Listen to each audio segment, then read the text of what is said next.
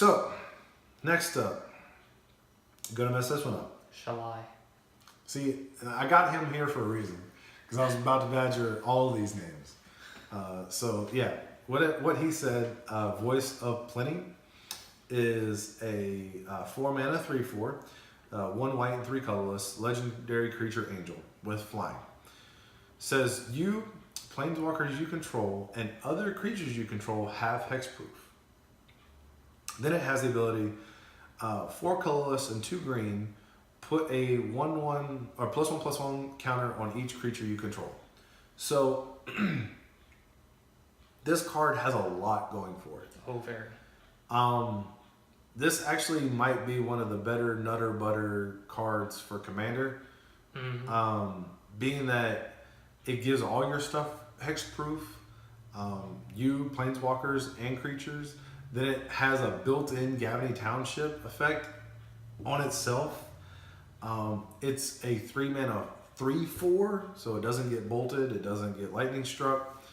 It's got flying. Like, this card is a really, really good card for Commander. Really good card. I could actually see this card also being played in like green-white Value Town in Modern. Yep. It could definitely see play in that deck because not too expensive. Because it's not too expensive. It's at 4 mana, so it's beautiful. And then that deck already generates a lot of mana inherently off of the Ramonat Excavator, right? Yeah, that card. Because it brings back the hierarchs, the birds. Yeah, and then your Night of Reliquary, getting extra cards out of your library and stuff. So you're gonna have the ability to pay for the Gavany Township effect because the deck already plays one. I think I'm almost positive I believe it plays one as a 1/of in the deck because Knight can search it out. So having the access to that effect a second time, just really, really good. In Standard, I don't know if there is a white-green deck that can use this. I don't know, but I'd be willing to bet there's one that's gonna be built. Yeah, well, like the servo deck, right? Right. Like, you would essentially could play this as the top end of your servo deck and just not Right. worry about the green ability. Or you could splash green in the deck for that ability. Right. I could see that because just being able to give all your servo tokens hexproof seems pretty good. Yep. So that they won't just get taken out. Or any of your other guys that are producing the tokens too. That's pretty relevant. Right. And then you inherently are then going to beef up all your tokens with the +1/+1 ability. So pretty strong ability. I like this card a lot. And I think out of all the cards in this set, this is probably the most underrated card. Very I haven't much so. seen a lot of people talk about this card, but I really think that this card is going to see play. This card also has probably my favorite art in the whole set. Yeah, That art it is sweet. That is Very sweet. Yeah. Those wings are really spread out, showing them off like a peacock. But yeah, it's really good. It's very, very good. Now this is probably my favorite card out of the set. This card is begging to be broken. Oh, very much so. So it's Lynchs Mastery. It is a 6 mana, 3 black, 3 colorless, legendary enchantment. It has hexproof. It says you can't lose the game. And it also says, we're going to be here a minute, so it's a lot of text here. Whenever you gain life, draw that many cards. Then it says, whenever you lose life, for each 1 life you've lost, exile a permanent you control or a card from your hand or graveyard. And it says, when Lynchs Mastery leaves the battlefield, you lose the game. Because there had to be some sort of drawback, right? To this busted card. So, not only is the art in this particular card just crazy, It's very. a A lot going on in it. lot going on in this particular art. This card, like, this is the next deck I'm gonna brew for Modern specifically. I can see it. there's, I think the key to breaking this card is some sort of graveyard strategy. So that way, whenever you start to lose life, you can exile cards out of your graveyard that you don't need versus your hand or permanents that you already have on the battlefield. And so it's going to be like a combination of like graveyard strategy with life gain somehow. So maybe like something like the Abzan Rights deck where you use Restoration Angel to bounce your Thrag Tusk and gain life, or to bounce a Siege Rhino and gain life, something like that. Right. The only difficult thing about that is this card requires triple black, so that may be difficult to come by. But this card is like super powerful. Like, if you can remove it, that's impressive. Yeah, being that it has hexproof, that like, so this card harkens back to an old card called Lynchs, I believe is what it was called. And so it was cheaper casted, but you could just destroy it, like with a targeted removal, you could blow it up. Right. This has hexproof, so you can't just blow it up with a disenchant. Like, you have to use something like a ultimate. Yeah, something that something that doesn't target and wipes the board. right, like a Fracturing Gust you could use, Yeah. but that card is so like narrow, or not commonly used. There's nothing in Modern, I believe, that's played besides Ugin that actually can get rid of it. Yeah, so Even inside. that's common. Right. anyways. Right. So this is So unless you're playing Eldrazi Tron, this is a good, very broken card given the circumstances of the inherent power of this card. It's just finding a deck that it works in. I believe that card can actually go in the Esper Salinity deck. I can see that. Play that Not with only have the Salinity lock on them, but Yep. also have this as a backup That one way you com. can't lose the live. Yeah. Lose the Yeah, game. I can see that. I can definitely see that. Yep. Yeah, we're gonna do some brewing. Yeah, well, it's challenge accepted on brewing this card. Is it gonna see any play in standard? Standard, I actually don't believe so, because of the fact that in Standard there is a couple of mass board wipes, and that could potentially lose you the game. That also takes out enchantments? Yes. Oh. The Hour of Oh, Revelation. Yeah, Hour of Revelation, yeah. Yep. So that, like, if this thing becomes popular, then there's already answers Yes. already answers in standard to take care of it. Now the new I don't know if it's the Urza's enchantment or what the Urza's legendary sorcery that does not hit that. Just an FYI, because this is a legendary enchantment. Yeah. Which we'll get into the legendary spells in just a minute. Right. Overall, this card has the highest of high ceilings for being It could be very broken. Super broken. It's just a matter of finding out the home for it, and that could take a while. Who knows? it could take a while before somebody actually figures out how to break it, but it has super high potential.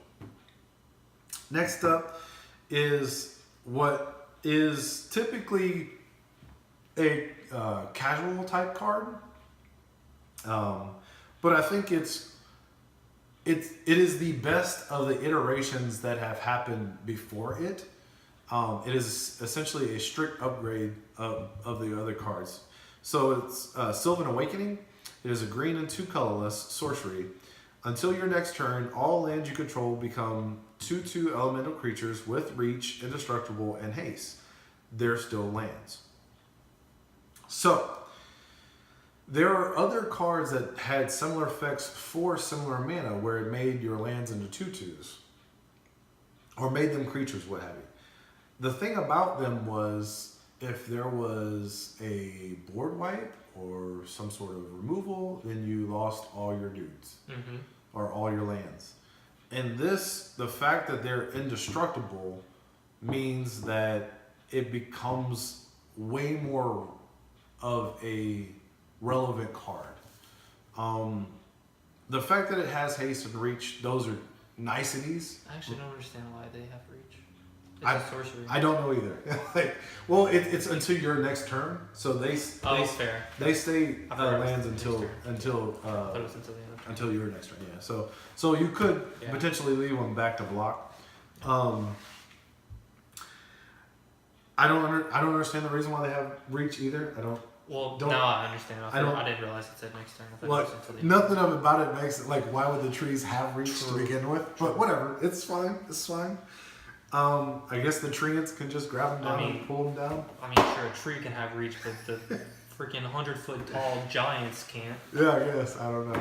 What do I know about magic? But anyways, just the simple fact of giving them indestructible is huge. That's incredible. Basically, they're only soft to something that gives -1/-1 counters. So like a Black Sun Zenith or something like that in Commander. But yeah, this is a Commander all-star right here. This is the if you're playing green, there's absolutely No reason for you no not to reason to not play this card ever. You Like, play Omnath, you play this card. yeah, there's literally no reason. In competitive Magic, however, maybe it's kind of like a gotcha card. yeah, it's kind of like a gotcha card. I could say that. There is a I've been seeing that there's like something like a lands deck that ramps up really hard in standard. So that could actually see play. This could see play in that deck because you're already amassing a bunch of lands. Yep. So you could use this as a kill condition. In modern, that deck doesn't really though exist. No. There's not a All the lands are locked. yeah. There's not a lot of decks, or there's not really that many decks in modern that get more than 6 lands. Period. Like there's Valakut, and there's Control. yeah, but Control isn't playing green on average. This card alone is not enough to push you into playing green because you already have man lands. So there's not really a reason. Well, there is Timur Eternal Control. Yeah. It's like a tier 2 deck, but Yeah, the Timur Moon deck or whatever. Yeah, maybe. Even then, that's still kind of pushing it. Yeah. Very. Just because, like, with this, you're wanting like 8 lands. You know what I'm saying? Right. Like, you're wanting a good amount of lands to make this worth it because you still have to tap 3 mana to cast it. So you need to have enough guys to make it relevant. So this card has potential in standard. Is the Nutter Butters in Commander if you're playing green, and possibly could see some play in Modern, maybe. Yeah, you play green and mod in Commander. That's great, Yeah. especially with like a Crater Hoof Behemoth. Yeah, that would be gross. The grossness. Next up is Torgar. do what? Torgar. Torgar. Famine Incarnate. This card is a 8 mana 7/6. So 2 black and 6 colorless for a legendary creature avatar. Says, as an additional cost to cast this spell, you may sacrifice any number of creatures. This spell costs 2 colorless less to cast for each creature sacrificed this way. When this card enters the battlefield, up to one target player's life total becomes half their starting life total rounded down. So, this card is gonna be fantastic in casual, like Commander. What are you doing? That looks like it's. It looks like Urborg. No, that's Torgar. Obviously. That's not his name. That's his name. The location, not the creature. Oh, yeah. No, yeah, of course. Yeah. Sorry. So this card's gonna cease playing standard. Yes. Very much. You could play it in the Servos token decks. Token deck, yeah. And just now you 2 mana 7/6. And your What? life total becomes And your life total becomes 10. Thanks. or lower if No, it's got to be half of their starting life total. half their true. So round it down. I forgot it was What people won't see coming though is Just don't play it if they're at 8 or 10 or less. yeah. Well, unless you could play it if you're at 4, bring yourself up to 10, It's true. gain yourself some life because it says target player, not target opponent. It's true. So you could come back and bring yourself into the game. Yep. Same thing in Commander. Like you can bring somebody down to 20 off rip. I gain infinite life. No, you don't. You go back 20. down. Go back down to 20. Thanks. Or in the same respect, you can gain back up to 20. Get back into the game. Yep. This card is very versatile. On first appearance, it looked like a pretty it's just a big beater that you can get out for cheap, and then you kind of drain the person. But you can use it offensively or defensively. Even if, let's just say you get them down to 10, right? It's a 7/6. Granted, it doesn't have trample, but it's a 7/6. Right. If they don't have any blockers, you kill them with it and a lightning strike. Right. It's pretty sweet. Now, I would like to point out, because I play Reanimator and Commander, Carador, he has almost the exact same ability, and the way that it's going to work is yes, it is 6 mana, it's an 8 mana creature, but if your commander tax is your commander, you can sacrifice even more to pay towards the commander tax. Oh, yeah. If you use him as your commander, very relevant. yeah, if you use him as your commander, you can always use it to get around the commander More tax. than likely, Carador almost always costs 3 for me. He'll more than likely only cost 2. Right. Especially in Good Reanimator. Good Yes. point. Good point. I was gonna say that this card would see modern play, except they allowed Jace back into the format, Yeah, him getting and bounced so is not him good. being bounced is absolutely It's terrible. horrible. That's just a board wipe. Yeah, you sack all your guys, play this guy, and then Jace is like, "Cool story, bro. Go back to your hand." Now, granted, you may have gotten them down to 10, but then you're just without a board, and he didn't have to board wipe you. So it's it's bad. It's bad. Had Jace not been unbanned, I would say this is actually modern playable. But both Jace and Blood Raid have pushed certain cards completely to where you have to evaluate them on the relevance of them being in the format. And this unfortunately makes this card matched up against Jace is just really bad. Or any counter spell, for that matter. Yeah. It's just terrible in general. Yeah, because it's a part of the casting cost. Yeah. So if you sack your dudes and then still try to play it, they're just cool, counter it, and then now you have nothing. You have 0 things. You feel bad and just 2 scoop. Yeah. So next up is I would say Denitha?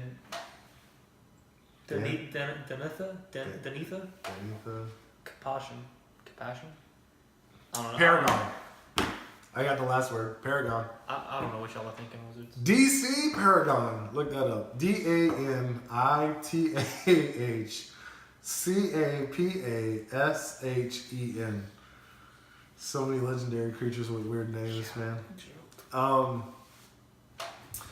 It's a 3 mana 2/2, which is really good considering. Remember we were talking about the legendary creatures with the crazy mana cost and the still being 3/3s. So it's a two colorless and a white for a 2/2. Legendary creature, human knight. So this will probably can potentially go into the knight deck. It's got first strike, vigilance, lifelink. Not done. Aura and equipment spells you cast cost 1 less to cast. So It could very well take the place of SRAM in the. I wasn't gonna say it was gonna take place of Saram. I was gonna say it was gonna go along Saram. Well, yeah. Like basically him and Saram, like she makes him cheap. She makes the equipments cheaper, and then he draws cards off of them. Yeah. Like that's pretty good.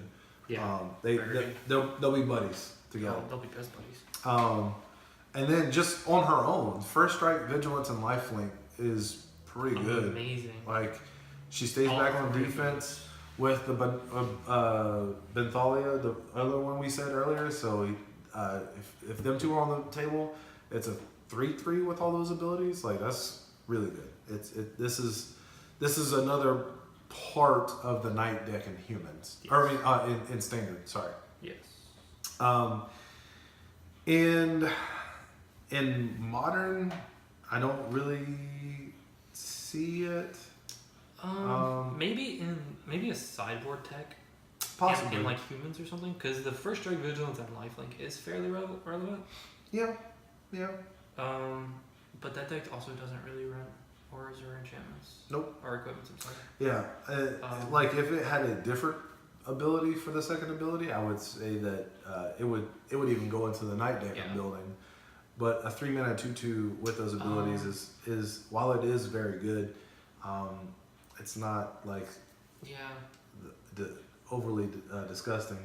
I mean, the only real like equipment or aura that's honestly played in modern is like Batter Skull. Yeah, and then that's only played in the Cheerios deck, but all of them cost 0. That's the whole point of the deck. So you can't reduce it past 0. Eldrazi doesn't want a white creature. No. So there's it's not really there's not really a home for it in modern. No. Though if there was, like there was some sort of shell floating around, like this would go into it for sure.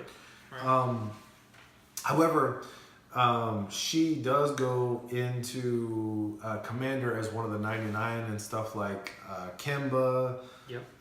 To make all anything that you're using like auras and equipment for Voltron purposes. Put her in Bruna, Light of Alabaster. Yeah. You can also make her as your commander. Like, she could be your Voltron. She already has 3 keywords on her. And then you just make an artifact and equipment, equipment and enchantment deck around her, and just build her up. And so she could be her own commander. Oh, definitely.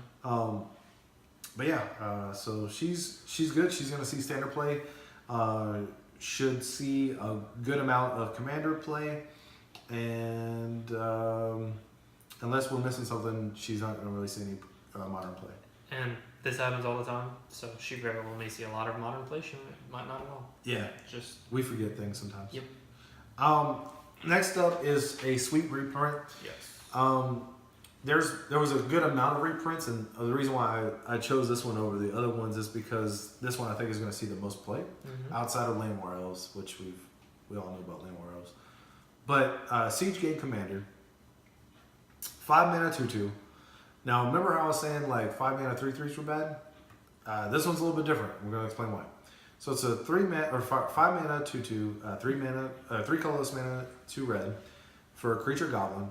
When Siege Gang Commander enters the battlefield, create 3 1/1 red goblin tokens. And you pay, then it says you can pay a red and a colorless, sacrifice a goblin, and Siege Gang Commander deals 2 damage to any target. So, this is basically a similar version to that of PN Karen Noir, which that card is seen in modern play. It saw a ton of play while it was in standard. This card is going to be that card. Be similar to that card in that You can use it as spot removal against small creatures. You can dome your opponent with them. It's just a really efficient creature. Yep.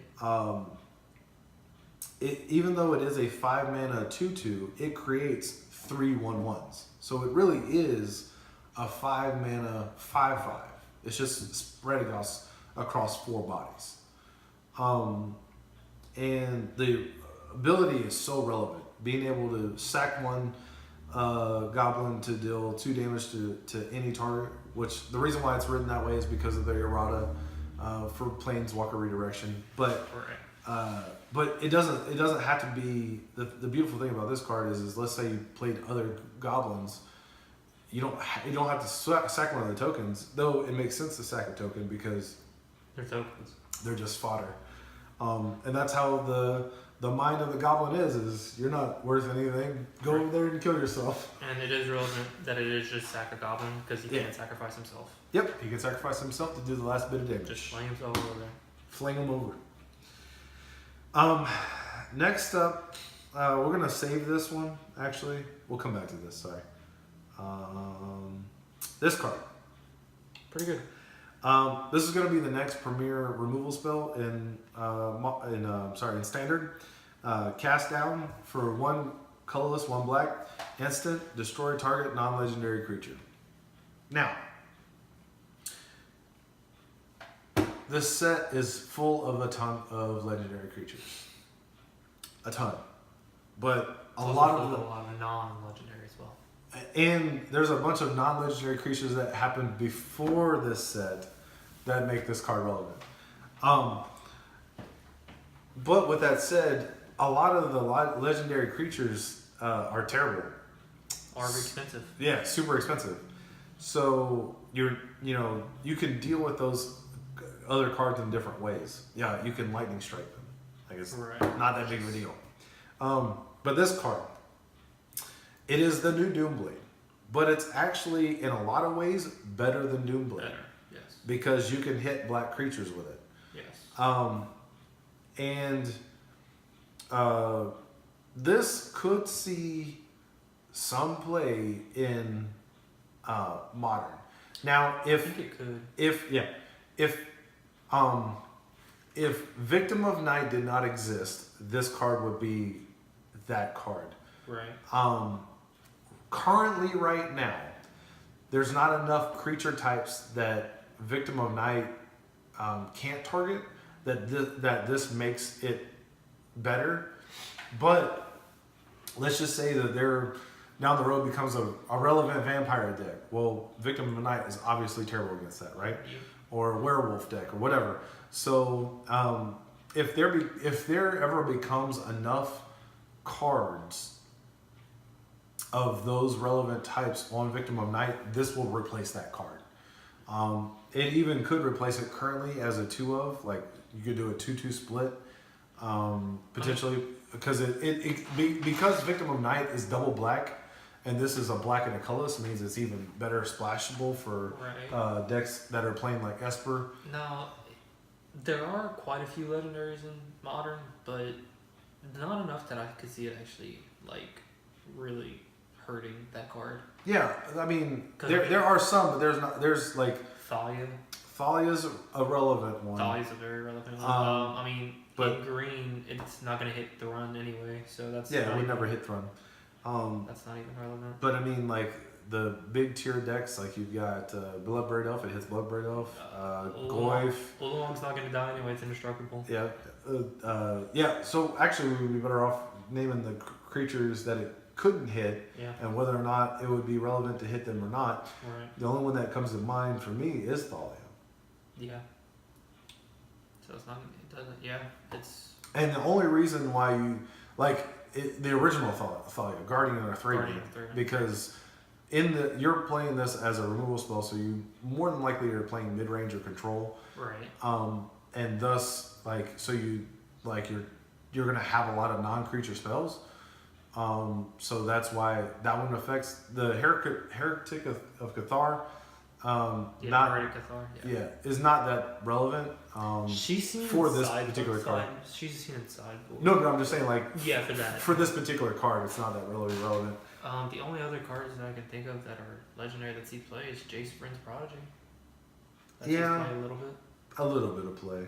Yeah, Um, a little bit. That's about it. there's not. Oh, much. no. Well, never mind. Gristle Brown. Gristle Daddy.